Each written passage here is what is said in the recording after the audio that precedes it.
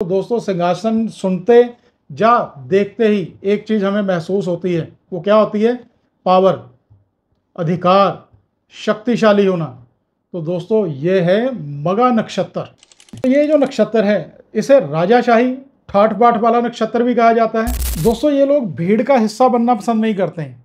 ये हमेशा कुछ अलग करेंगे, भीड़ से अलग रहेंगे, लोगों में अपनी पहचान अलग से ही बनाएंगे ताकि लोग इनको जाने, इनका सम्मान करें, इनकी रिस्पेक्ट करें। दोस्तों इनको सेल्फ रिस्पेक्ट के मामले में कोई भी छेड़ नहीं सकता।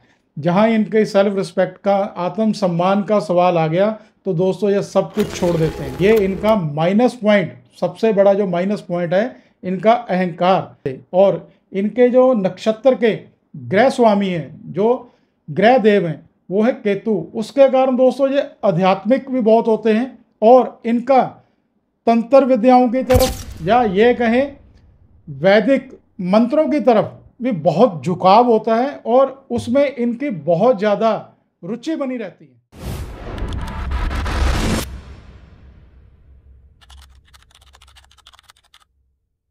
सीताराम दोस्तों सभी को। दोस्तों हमारी नक्षत्र सीरीज में 27 नक्षत्रों में आज हम जिस नक्षत्र की बात कर रहे हैं वो है 10वां नक्षत्र, यानी कि मगा नक्षत्र, जो कि आता है सिंह राशि यानी कि लियो में।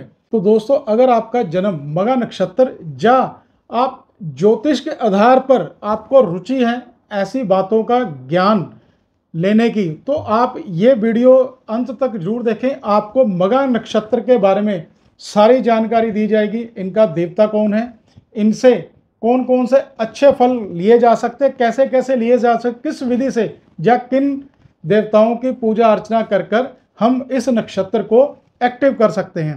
तो दोस्तों जैसे कि आपने सुना है ये नक्षत्र सिंह राशि में आता है। तो सिंह राशि का जो स्वामी है, जो देवता है, वो है सूर्य देव। तो दोस्तों ऐसे लोगों के चेहरे पे एक अलग सी चमक होती है। जैसे सूर्य देव चमकता है ऐसे ही इनका चेहरा चमकता होता है। तो दोस्तों इस नक्षत्र के जो ग्रह स्वामी है वो है खुद केतु देव, जो कि इस नक्षत्र पर राज करते हैं। और दोस्तों जहाँ पे केतु देव आ गए वहाँ तो आपको पता है वो लोग अध्यात्म की तरफ उनका झुकाव बहुत ज़्यादा होता है। या ये कहें कि केतु देव ये रिप्रेजेंट करते हैं हमारे पितरों के किए हुए कर्म, हमारे बुजुर्गों के किए हुए कर्म, पिछले जन्मों के कर्म को भी ये दर्शाते हैं। तो ये जो नक्षत्र है इसे राजाशाही ठाठ बाट वाला नक्षत्र भी कहा जाता है। अगर आप इसमें अपने पितरों से अच्छे तरह से आशीर्वाद लें, उनकी पूजा अर्चना करते हो, तो दोस्तों जो आपकी ज़िंदगी है या आपकी लाइफ में कुछ चुनौतियां आ रही हैं, अगर आप अपने पितरों को खुश कर लेते हो तो आपकी जो लाइफ है वो एक राशि ठाठ वाली हो जाएगी। तो दोस्तों इनके जो देवता हैं वो पितृ देव हैं। अगर ऐसे लोग अपने पितरों को ही खुश कर लें तो इनके लाइफ में बहुत सारी प्रॉब्लम ऐसे ही दूर हो जाती हैं। तो दोस्तों मगा नक्षत्र का जो साइन है वो एक सिंहासन, जो कि राजा का सिंहासन जिसे बोला जाता है। तो दोस्तों सिंहासन सुनते या देखते ही एक चीज हमें महसूस होती है, वो क्या होती है? पावर, अधिकार, शक्तिशाली होना। तो दोस्तों ये है मगा नक्षत्र। दोस्तों ये जो मगा शब्द है ये हमारे संस्कृत से मगा से लिया गया मगा शब्द है, जिसका कि मतलब होता है शक्तिशाली या उपहार।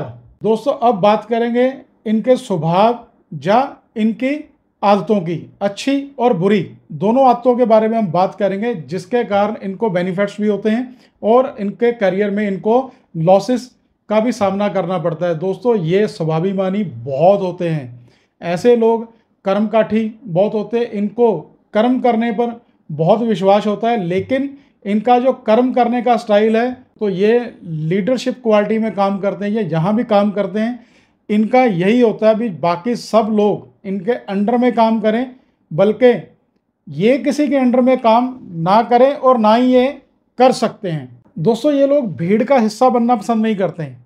ये हमेशा कुछ अलग करेंगे, भीड़ से अलग रहेंगे, लोगों में अपनी पहचान अलग से ही बनाएंगे ताकि लोग इनको जाने, इनका सम्मान करें, इनकी रिस्पेक्ट करें। दोस्तों इनको सेल्फ रिस्पेक्ट के मामले में कोई भी छेड़ नहीं सकता। जहां इनके सेल्फ रिस्पेक्ट का, आत्म सम्मान का सवाल आ गया तो दोस्तों ये सब कुछ छोड़ देते हैं।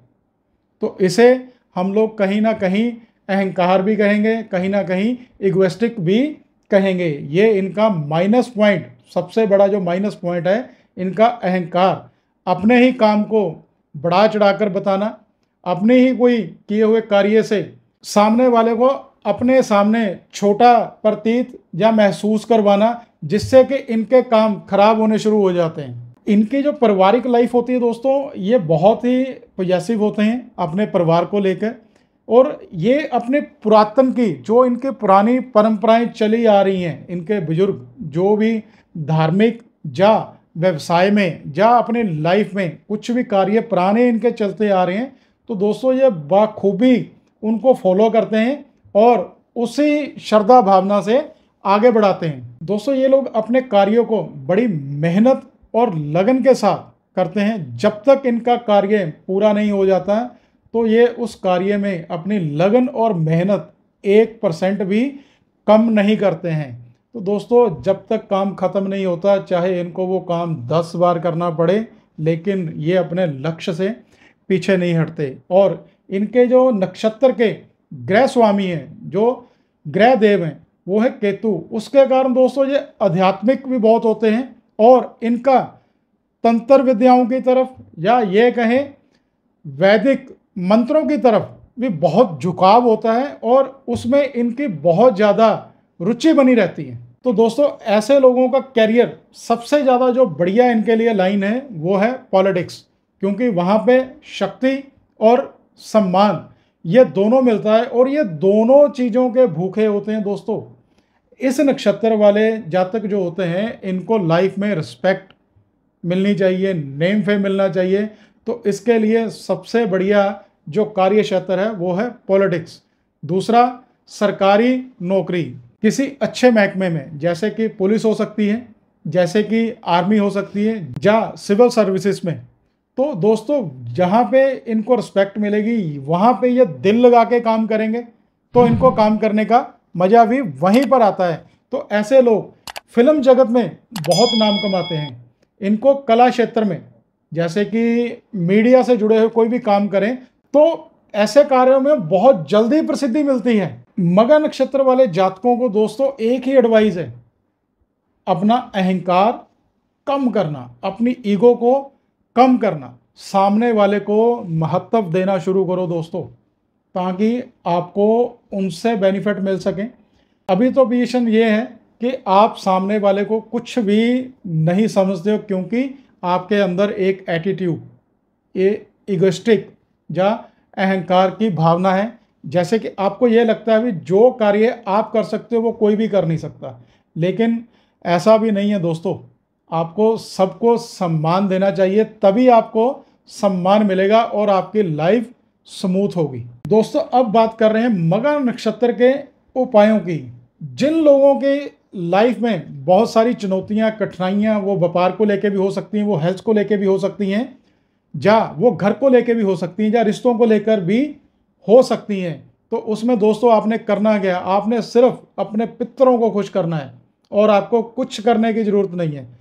जा अमावस वाले दिन, नहीं तो मगा नक्षत्र के दिन, जब मगा नक्षत्र होता है तब दोस्तों आपने किसी ब्राह्मण या किसी गरीब व्यक्ति को भोजन करवाना है और उसको दान दक्षिणा देनी है, जिससे कि आपके पितर भी खुश होंगे और इससे आपके केतु देव भी खुश होंगे, जिससे कि आपके कारोबार और आपके अध्यात्म में भी बढ़ोतरी होगी। आपका धार्मिक कार्यों में ज़्यादा से ज़्यादा मन लगना शुरू हो जाएगा।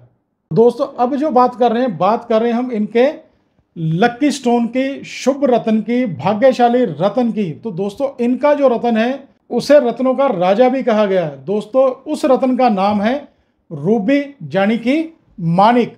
तो ऐसे लोगों को यह रत्न धारण करना चाहिए, जिससे कि इनका नक्षत्र स्ट्रोंग होगा और इनके जो सूर्य देव हैं वो बहुत स्ट्रोंग हो गए। मानिक धारण करने से इनको समाज में मान सम्मान और इनके व्यापार में वृद्धि और लोगों पर इनका प्रभाव दोस्तों कई गुना बढ़ जाता है। तो दोस्तों बात हो गई रत्न की, अब बात करते हैं कलर की, रंगों की। तो दोस्तों इनके लिए भाग्यशाली रंग हैं सबसे पहला रंग है वो है नीला, दूसरा रंग पीला और तीसरा रंग दोस्तों है नारंगी जो कि सूर्यदेव को रिप्रेजेंट करता है। तो ये 3 कलर आपके लिए दोस्तों भाग्यशाली कलर हैं।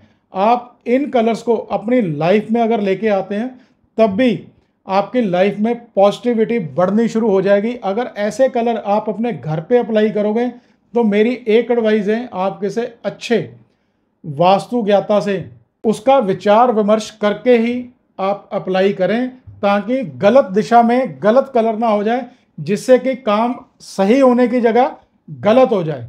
दोस्तों बात होगी रत्नों की, बात हो गई रंगों की कि आपके लिए कौन से रंग, कौन से रत्न भाग्यशाली हैं। तो अब बात करेंगे कौन सा अंक आपके लिए भाग्यशाली है। तो दोस्तों 7 नंबर आपके लिए भाग्यशाली है। जो लकी नंबर आपका है 7, जो कि केतु देव को रिप्रेजेंट करता है। तो दोस्तों अब बात करेंगे हम लोग उपाय और दान। आपको दान क्या करना चाहिए।